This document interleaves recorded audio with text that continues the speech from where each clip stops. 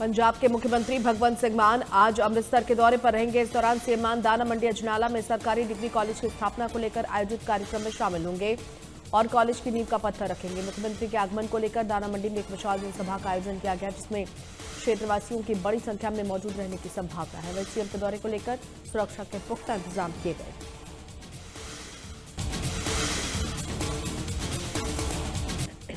पंजाब के कैबिनेट मंत्री और श्री आनंदपुर साहिब से विधायक हरजोत सिंह बैंस रविवार को श्री आनंदपुर साहिब पहुंचे। इस दौरान उन्होंने कहा कि सरकार लोगों के घर जाकर उनकी समस्याओं का समाधान कर रही है। साथ ही उन्होंने बताया कि जनता की मांग को देखते हुए अब जनता दरबार और साडा एमएलए साडा प्रोग्राम हर सप्ताह अलग अलग इलाकों में आयोजित किए जा रहे हैं। इसके अलावा खेलों को बढ़ावा देने के लिए 50 से ज्यादा गांवों में प्लेग्राउंड बनाए जा रहे हैं।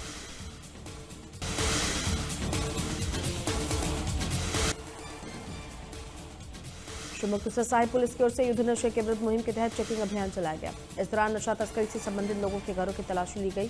श्री मुक्तसर साहिब को 4 हल्कों मलौट लंबी और गिद्दड़बाहा में सर्च ऑपरेशन चलाया गया और नशा तस्करों से संबंधित लोगों के घरों पर भी छापेमारी की जा रही है। अगर किसी भी संदिग्ध व्यक्ति से नशीला पदार्थ बरामद किया जाता है तो उसके खिलाफ सख्त कार्रवाई की जाएगी।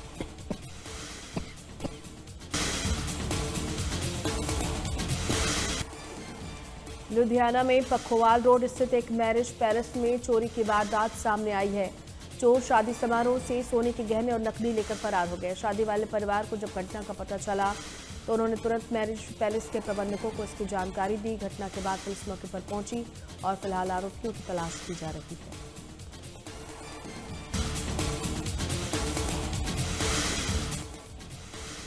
बठिंडा में पुलिस ने अवैध शराब के खिलाफ बड़ी कार्रवाई की है। इस दौरान पुलिस ने शराब की अवैध तस्करी करने वाले 3 आरोपियों को गिरफ्तार किया है। पुलिस ने आरोपियों के कब्जे से विभिन्न ब्रांडों की 415 कार्टन अवैध शराब बरामद की।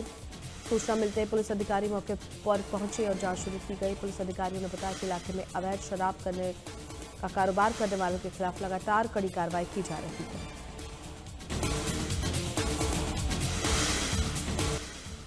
मानसा रोड पर स्थित एक दवा कारखाने पर ड्रग कंट्रोल विभाग और पुलिस ने छापेमारी की। बताया जा रहा है कि दवा फैक्ट्री में नशीली दवाओं में इस्तेमाल होने वाली दवाएं तय सीमा से अधिक मात्रा में बनाई गई। वहीं ड्रग कंट्रोल विभाग ने मौके से दवा के सैंपल लिए और जांच के लिए लैब भेजा है। फिलहाल पुलिस ने एक आरोपी को गिरफ्तार किया है और उससे पूछताछ की जा रही है।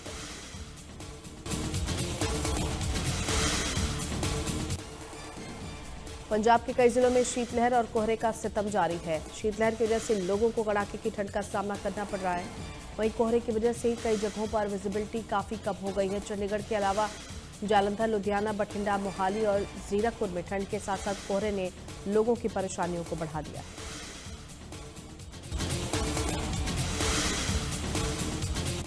कुरुक्षेत्र के पिहोवा में सरस्वती तीर्थ पर 7 दिनों तक चलने वाले अंतर्राष्ट्रीय सरस्वती महोत्सव का आज शुभारंभ होगा। इस बार सरकार ने इसमें अंतर्राष्ट्रीय गीता महोत्सव और सूरजकुंड मेले की तरह बड़े स्तर पर आयोजित करने की योजना बनाई है।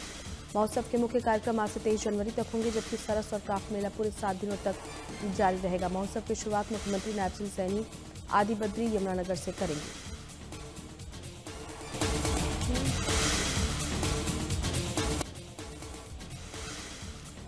हरियाणा के ऊर्जा मंत्री अनिल विज ने केंद्रीय मंत्री मनोहर लाल से मुलाकात की और इस मुलाकात के दौरान अनिल विज ने ऊर्जा क्षेत्र से जुड़े कई अहम विषयों पर चर्चा की है।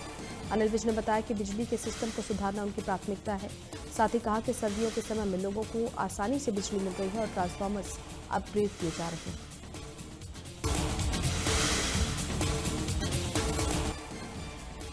कुरुक्षेत्र विश्वविद्यालय में भारत विकास परिषद अमृत मंथन उत्तर क्षेत्रीय कार्यकर्ता सम्मेलन का आयोजन किया गया। सम्मेलन में हरियाणा के शिक्षा मंत्री महिपाल ढांडा शामिल हुए। इस मौके पर महिपाल ढांडा ने कहा कि भारत विकास परिषद व्यक्तित्व और देश प्रदेश विकास निर्माण के लिए नए आयाम लगातार स्थापित कर रहा है।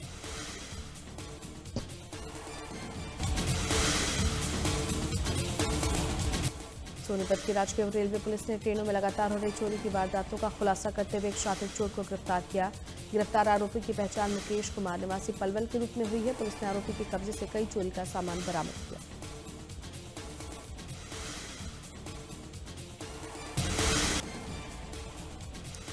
उत्तर प्रदेश के मुख्यमंत्री योगी आदित्यनाथ प्रधानमंत्री आवास योजना शहरी 2.0 के तहत डायरेक्ट फंड ट्रांसफर कार्यक्रम में शामिल हुए। इस दौरान उन्होंने उत्तर प्रदेश के 2 लाख परिवारों के खातों में पीएम आवास योजना की किस्त के तौर पर 1-1 लाख रुपए की धनराशि ट्रांसफर की।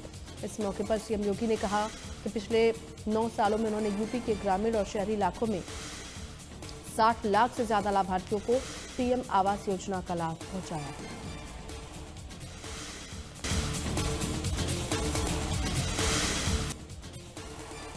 उत्तर प्रदेश के उप मुख्यमंत्री ब्रजेश पाठक गाजियाबाद के जिला अस्पताल पहुंचे, जहां उन्होंने ओपीडी, वार्ड, इमरजेंसी और दवा वितरण काउंटर का निरीक्षण किया। इस दौरान उन्होंने अस्पताल की स्वास्थ्य सेवाओं, व्यवस्थाओं और मरीजों को मिल रही सुविधाओं का जायजा लिया।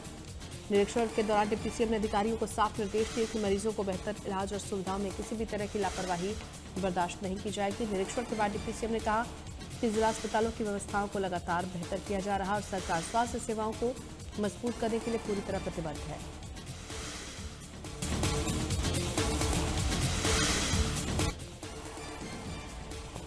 पहाड़ों पर हो रही बर्फबारी का असर मैदानी इलाकों में देखने को मिल रहा है। इसी बीच दिल्ली एनसीआर में भीषण ठंड के कारण लोगों को परेशानियों का सामना करना पड़ रहा है।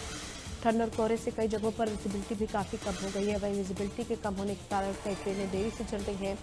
एयर विमान में सफर करने को लेकर एयर इंडिया और इंडिगो ने भी ट्रैवल एडवाइजरी जारी की। इधर मौसम विभाग ने आगामी 4 दिनों के लिए ठंड और शीतलहर का येलो अलर्ट जारी किया है। लोगों को सावधान रहने की अपील की है।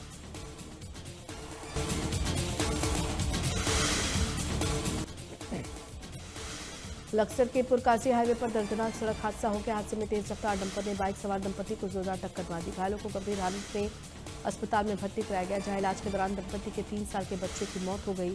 सूचना मिलते ही पुलिस मौके पर पहुंची और स्थिति को काबू किया। पुलिस अधिकारियों ने बताया है कि आरोपी डंपर चालक को गिरफ्तार कर लिया गया है और उसके खिलाफ कड़ी कार्रवाई की जाएगी।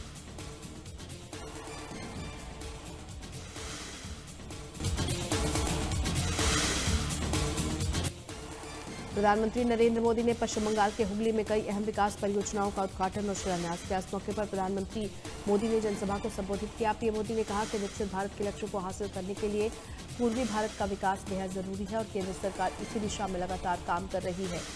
पीएम मोदी ने ममता सरकार पर निशाना साधते हुए कहा कि टीएमसी बंगाल के लोगों से दुश्मनी निकाल रही है और केंद्र की योजनाएं यहां के लोगों तक पहुंचने नहीं दे रही।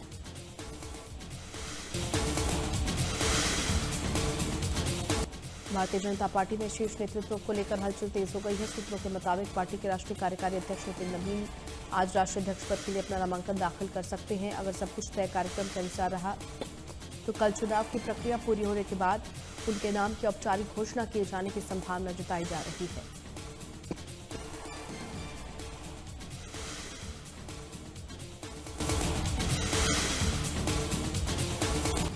बीजेपी सांसद अनुराग ठाकुर ऊना में विकसित भारत जी राम जी परियोजना के तहत संवाद कार्यक्रम में शामिल हुए। इस दौरान उन्होंने ग्रामीणों से संवाद करते हुए केंद्र सरकार की योजनाओं और मनरेगा में किए गए सुधारों की जानकारी दी। साथ ही अनुराग ठाकुर ने कहा कि पीएम मोदी के नेतृत्व में केंद्र सरकार साल 2047 तक भारत को विकसित राष्ट्र बनाने के संकल्प के साथ कार्य कर रही है। उन्होंने दावा किया कि बीजेपी ने खादी और गांधी विचारधारा को आगे बढ़ाया, जबकि कांग्रेस ने केवल गांधी सरनेम का राजनीतिक लाभ उठाया।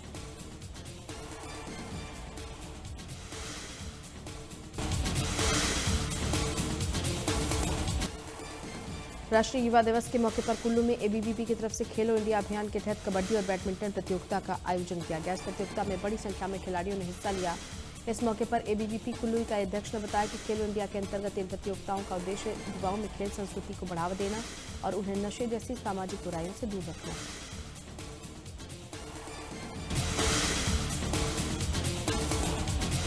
हिमाचल मंत्रिमंडल की एक अहम बैठक आज आयोजित की जाएगी, जो साल 2026 की पहली कैबिनेट बैठक होगी। ये बैठक मुख्यमंत्री सुखविंदर सिंह सुक्खू की अध्यक्षता में होगी। बैठक से प्रदेश के युवाओं को बड़ी उम्मीदें हैं क्योंकि इसमें सरकारी नौकरियों को लेकर बड़ा फैसला लिया जा सकता है।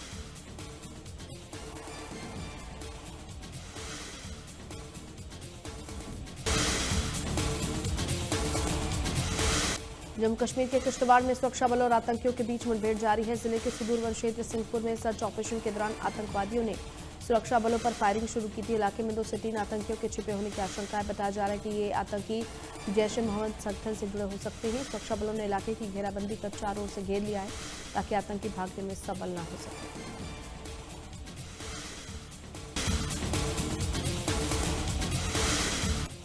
चंबा में प्रदेश के किसानों के लिए डिजिटल एग्रीकल्चर मिशन चलाया जा रहा है। इस मिशन के तहत अब किसानों को पंजीकरण करवाना अनिवार्य कर दिया गया है। ये जानकारी चंबा के कृषि उपनिदेशक भूपेंद्र सिंह ने दी। उन्होंने बताया कि मिशन का उद्देश्य कृषि क्षेत्र को डिजिटल रूप से सशक्त बनाना है, ताकि किसानों को सरकारी योजनाओं, अनुदानों, फसल बीमा, मृदा स्वास्थ्य कार्ड समेत कृषि तकनीकों का लाभ सीधे तौर पर मिल पाए।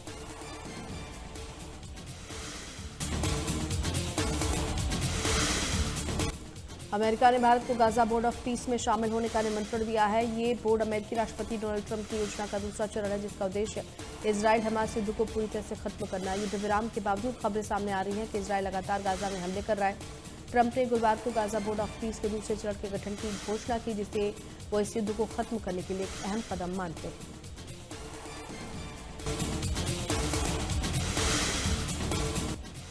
यूएई के राष्ट्रपति शेख मोहम्मद बिन जायद अल नाहयान आज भारत के दौरे पर रहेंगे। इस दौरान वो नई दिल्ली में प्रधानमंत्री मोदी से मुलाकात करेंगे। दोनों नेताओं के बीच व्यापार और निवेश, रक्षा समेत कई अहम मुद्दों को लेकर चर्चा की जाएगी। ये यूएई का राष्ट्रपति बनने के बाद उनकी भारत की तीसरी आधिकारिक यात्रा है। ये यात्रा वैश्विक संघर्ष के बीच काफी अहम मानी जा रही है।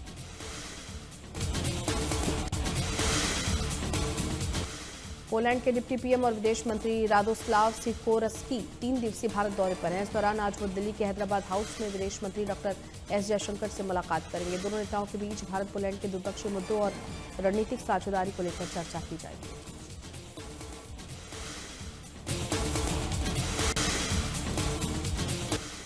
स्पेन के दक्षिणी हिस्से में एक बड़ा रेल हादसा हुआ। अंडालुसिया क्षेत्र में एक हाई स्पीड ट्रेन पटरी से उतरकर विपरीत दिशा की पटरी पर चली गई, सामने से आ रही दूसरी ट्रेन से टकरा गई। अधिकारियों के मुताबिक हादसे में 18 से ज्यादा यात्रियों की मौत हो गई है, जबकि 73 यात्री घायल हैं। इस ट्रेन में करीब 500 यात्री सवार थे। घायलों को 6 अलग अलग अस्पतालों में भर्ती कराया गया है, जहां उनका इलाज जारी है।